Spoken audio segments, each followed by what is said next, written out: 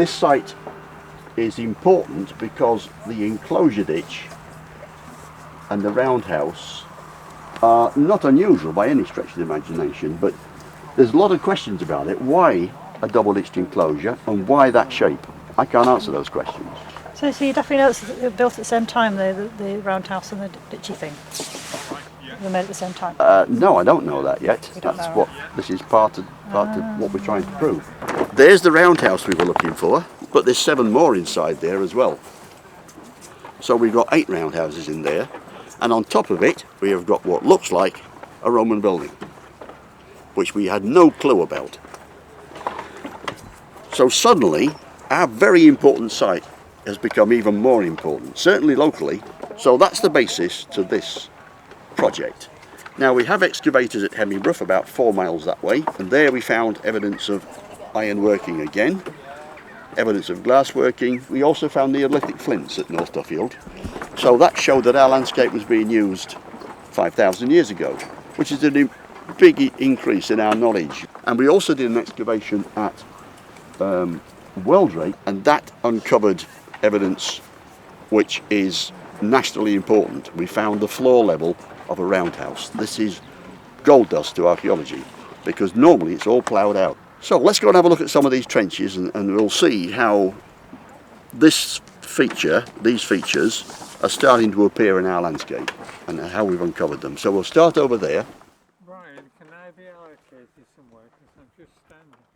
We're in Trench 5, digging out a Roman ditch.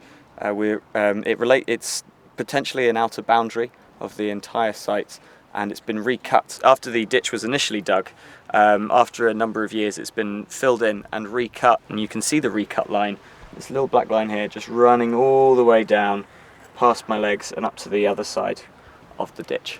From this trench we found some iron slag, quite heavy bits, quite large bits the lower we went, as well as some late Iron Age pottery, though it's possibly very, very early and a bit naff medieval stuff. You can see the two-tone colour there.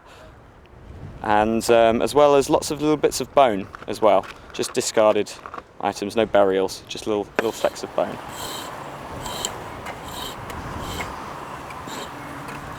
Here we have Trench 6. Trench 6 is targeted over some geophysical anomalies, hopefully finding the southern part of the enclosure ditch.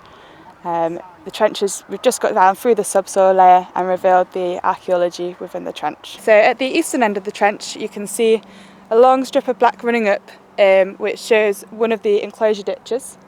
Coming off of the enclosure ditch there's 2 more black linears that have some relationship with the enclosure, so we'll be putting some slots in here to investigate these relationships.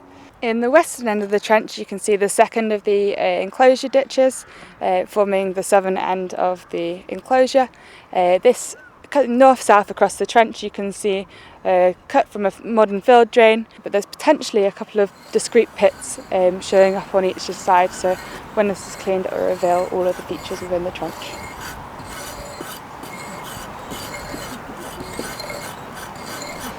This soil that's come out, turn that through 90 degrees, dig your trench, put the soil at the side, so you've got a 1.5 metre dig, a hole here, the outthrow 1.5 metres, so you've got a 3 metre trench. You've got a mound, a ditch, a mound, a ditch and a mound.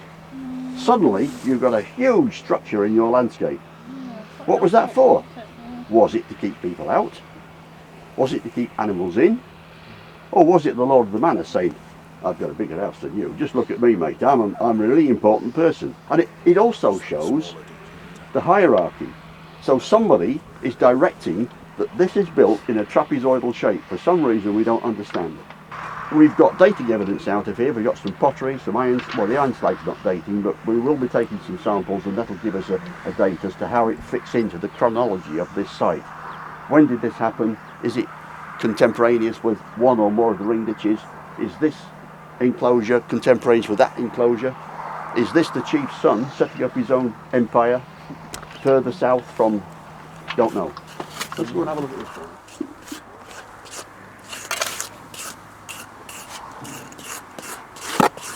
Welcome to Trench 3. Since last week we started testing some of the features in this trench. So what we've got are two, hopefully Iron Age enclosure ditches that run all the way from the main trench and come back round through into here. So in behind me you can see both Mark and Ryan doing the external enclosure ditch.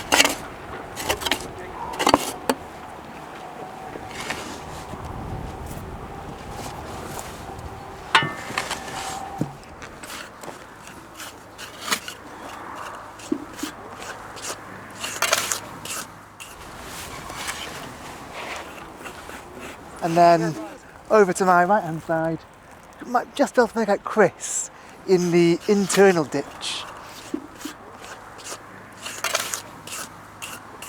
And from there, we've had all sorts of lovely things, like this lovely base of Iron Age pottery.